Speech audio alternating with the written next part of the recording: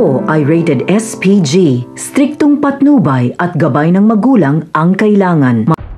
Isang mapagpalang araw, kapamilya, hindi na papakawalan ni Ramon si David dahil sa mga nangyari.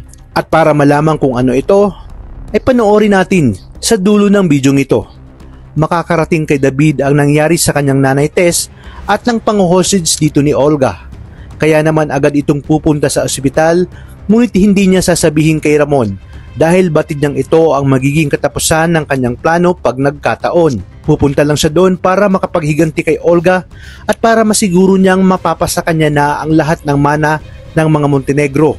Isa pa, para tapusin na si Tanggol na siyang hadlang sa kanyang mga plano. Wala siyang kaalam-alam na sinundan pala siya ni Ramon.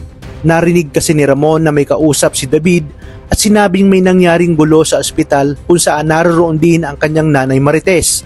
Walang kaalam-alam si Ramon na sa kanyang pagpunta ay mabubulgar na ang naglalakihang revelasyon tungkol kay David at sa kanyang tunay na anak na si Tanggol. Nais niya sanang masigurong ligtas si Marites, pero iba ang mangyayari. Sa kabilang banda, habang papunta si Ramon sa ospital at sinusundan si David, ay kasalukuyan namang nasa bingit ng kamatayan ang ating bidang si Tanggol.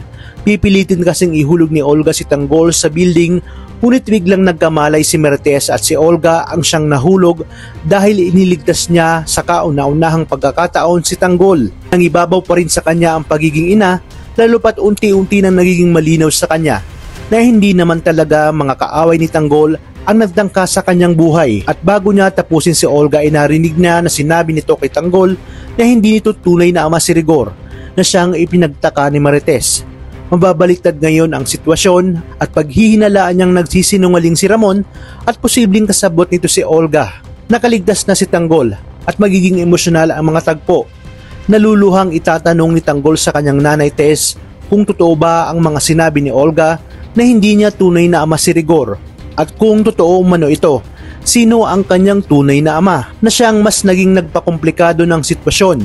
Alam ni Marites na nagkamali siya sa mga paratang niya kay Tanggol at kaya niya nga kinamumuhian ito ay dahil sa pag-aakalang sumama na ito kay Ramon. Hindi pa dito natatapos ang lahat dahil darating si David at itinutok ang baril kay Tanggol. Muli niyang sisisihin si Tanggol dahil sa kaguluhang nangyari kung bakit nadadamay pati ang kanyang nanay Tess. Desididong-desidido si David na tapusin si Tanggol dahil alam niyang maikli na lang ang kanyang oras at mabubuko na ang kanyang pagpapanggap lalo na't wala na si Olga. Ngunit magugulat siya nang biglang dumating si Ramon at tawagin siya nitong impostor.